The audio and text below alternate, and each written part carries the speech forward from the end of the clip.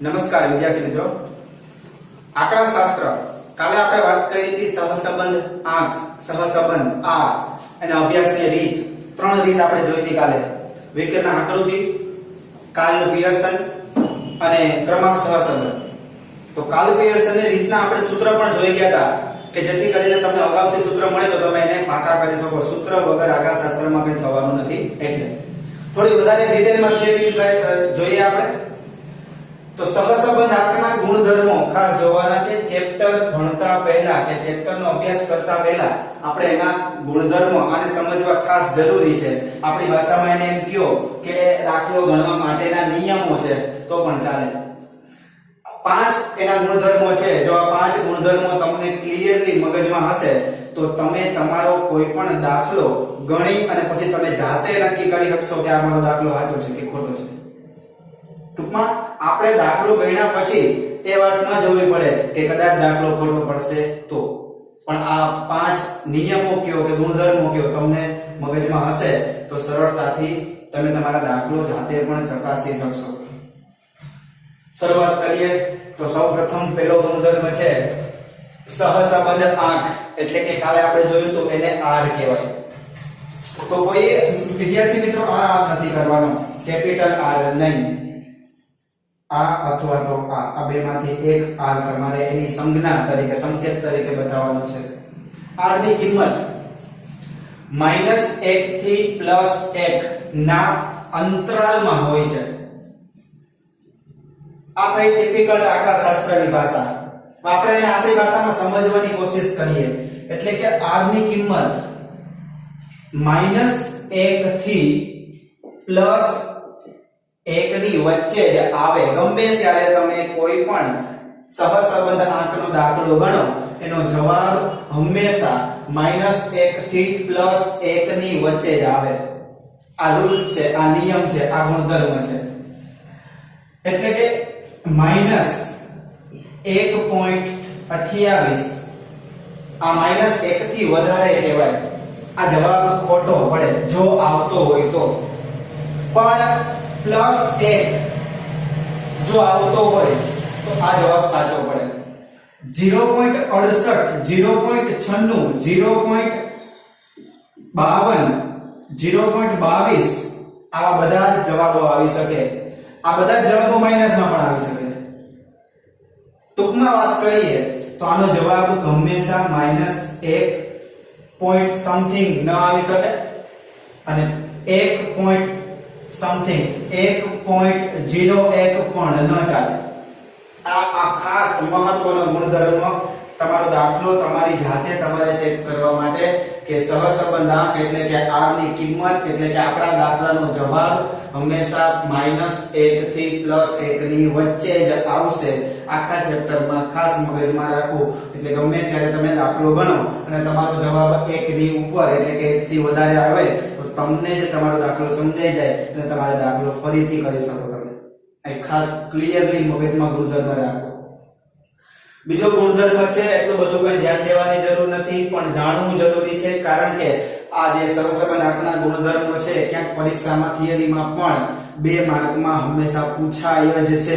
તમારે પાકા કરી જ લેવા ગુણધર્મો.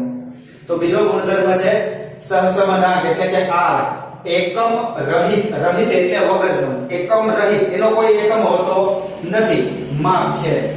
કઈ રીતે એનો એકમ હોતો નથી? એટલે કે r નો તમારો જે જવાબ આવે, માનો કે તમે દાખલો ગણ્યો અને જવાબ આવ્યો 0.20 તો પછી એનો કોઈ એકમ ન હોય કે 0.20 મીટર, લીટર, ઊંચાઈ, વજન, આવો કોઈ જવાબનો એકમ હોતો નથી. આ બીજો ગુણધર્મ બતાવે.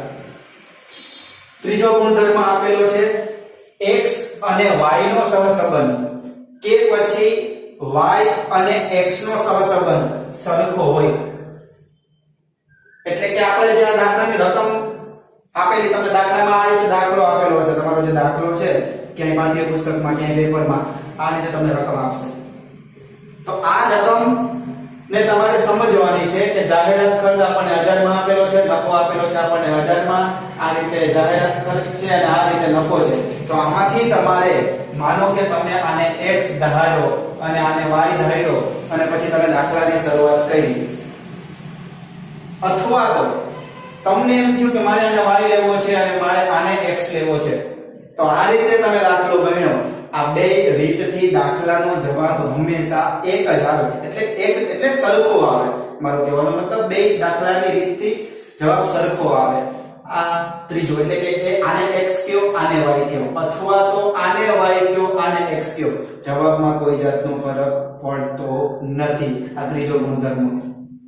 ચોથો અને બીજાની જેમ તમારે ખાસ મગજમાં રાખવા જેવો ગુણધર્મ, તમારી જે આગલી એક રીત છે યુવી વાળી રીત, એમાં પણ આવશે કે આની કિંમતમાં ઉગમ બિંદુ પરિવર્તન એટલે સરવાળા બાદબાકી, અને સ્કેલમાં પરિવર્તન એટલે ગુણાકાર ભાગાકાર નો કોઈ ફરક પડતો નથી. માનો કે તમને આ રીતે રકમ આપી છે અને તમને એમ થયું કે મારે આમાં સરવાળા બાદબાકી કરવા છે, મતલબ આ બધામાંથી મારે 5 5 કાઢી નાખવા છે, બાદ કરી દેવા છે, અથવા તો મારે બધામાં 5 5 10 10 ઉમેરી દેવા છે.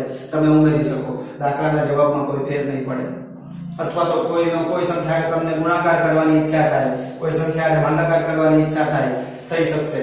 જવાબમાં કોઈ જાતનો ફરક પડશે નહીં. આ મહત્વનો ગુણધર્મ છે. કોઈ પણ જે આ તમને રકમ આપેલી છે એમાં તમે કોઈ પણ રકમ ઉમેરો, કોઈ પણ રકમ બાદ કરો, કોઈ સંખ્યા વડે ગુણાકાર કરો કે ભાગાકાર, જવાબમાં ફરક નહીં પડે. આ ચોથો ગુણધર્મ.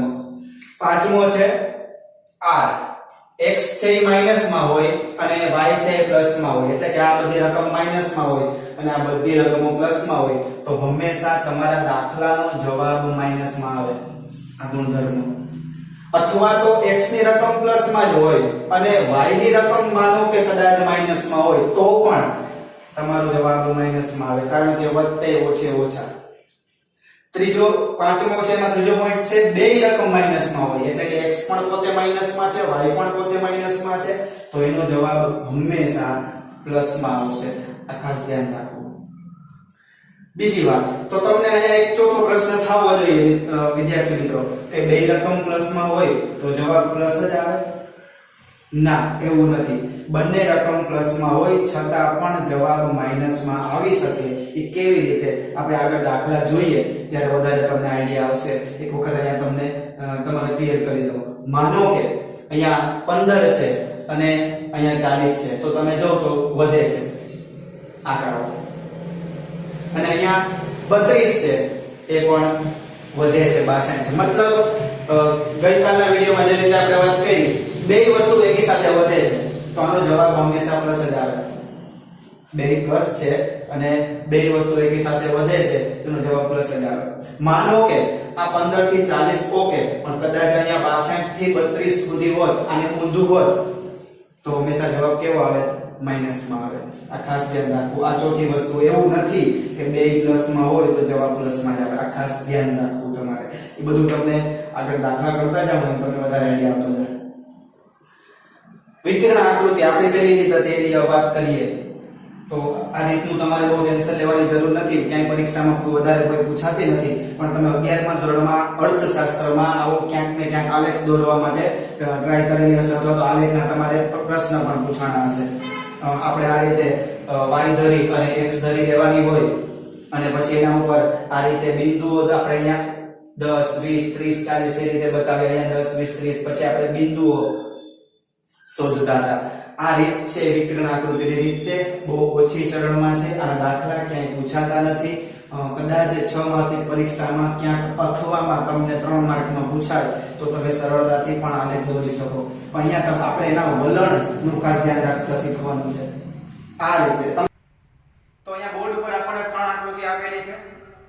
પહેલી આકૃતિમાં નજર કરીએ તો x ધરી અને y ધરી ઉપર બિંદુઓ પસાર કરી અને આપણે કાલ્પનિક રેખા એટલે કે આપણી ભાષામાં એક લીટી પસાર કરી, સીધી લીટી દોરી, તો નીચેની બાજુથી ઉપરની બાજુ તરફ ગતિ કરતી હોય લીટી એટલે કે કાલ્પનિક રેખા, તો આપણે એમ કહી શકીએ કે જે માહિતી આપણને આપેલી છે એમાં ધન સહસંબંધ છે, એટલે કે પ્લસ છે. બીજું ઋણ સહસંબંધ. તો x અને y ધરી ઉપર આપણે કાલ્પનિક રેખા પસાર કરીએ તો જે ઉપરની બાજુથી નીચેની બાજુ તરફ ગતિ કરતી હોય એટલે એને કહેવાય ઋણ સહસંબંધ, એટલે કે માઈનસમાં જવાબ. ત્રીજી આકૃતિ છે x ધરી અને y ધરી ઉપર તમે બિંદુઓ દોરી કે શોધી અને પછી ઉપરથી નીચેની તરફ અથવા તો નીચેથી ઉપરની તરફ ગમે તે બાજુ લીટી કે કાલ્પનિક રેખા પસાર કરો, એના બિંદુઓ છે એક પણ લીટીમાં ક્યાંય આવતા ન હોય તો એને કહેવાય આપણી ભાષામાં કે આડા અવળા બિંદુઓ હોય તો એને કહેવાય સહસંબંધનો અભાવ છે, મતલબ આપેલી માહિતી વચ્ચે કોઈ પણ જાતનો સંબંધ નથી. જવાબ 0. તો આ થઈ વિકર્ણ આકૃતિની રીત. આમાં કોઈ કાલ્પનિક વાત કરવાની છે, આમાં કોઈ આપણને ચોક્કસ ગાણિતિક આંકડો મળતો નથી, એટલે આ રીત ક્યાંય પરીક્ષામાં વધારે પૂછાતી નથી. કદાચ તમને 6 માસિક એક્ઝામની અંદર 3 માર્કમાં આકૃતિ દોરવાની આવે તો પણ 11મા ધોરણના જે તમારો અનુભવ છે એના આધારે તમે સરળતાથી આકૃતિ દોરી શકો. પણ તમારે ખાસ આ વલણ ધ્યાનમાં રાખવાનું છે કે નીચેથી ઉપરની તરફ લીટી જાય તો ધન, ઉપરથી નીચેની તરફ જાય તો ઋણ, અને બિંદુઓ આડાઅવળા આવે તો સહસંબંધનો અભાવ. તો આપણે વાત કરી સહસંબંધના ગુણધર્મોની અને વિકર્ણ આકૃતિની. ખાસ તમારે આ ગુણધર્મ પાકા કરી લેવા, યાદ કરી લેવા અને એક વાત વારંવાર લખવા, જેથી કરીને પરીક્ષામાં પણ તમને 100% આ 5 ગુણધર્મ છે 3 માર્કમાં પૂછાય છે. અને આ પહેલો અને આ ચોથો ગુણધર્મ જો તમે મગજમાં નહીં રાખો, નિયમ મગજમાં નહીં રાખો તો આગળ બધી જ પદ્ધતિના દાખલામાં તમે ક્યાંક ને ક્યાંક અટકશો. એટલે ખાસ આ 2 ગુણધર્મ ક્લિયરલી મગજમાં રાખવા અને આ ગુણધર્મો વારંવાર જોવા, જેથી કરીને તૈયારી થાય તમારે અને આ ગુણધર્મો વધારે પાકા કરવા. કાલના વિડીયોમાં આપણે x - x બાર વાળી જે રીત છે એના દાખલાની શરૂઆત કરશું. ત્યાં સુધી આવજો. Good bye.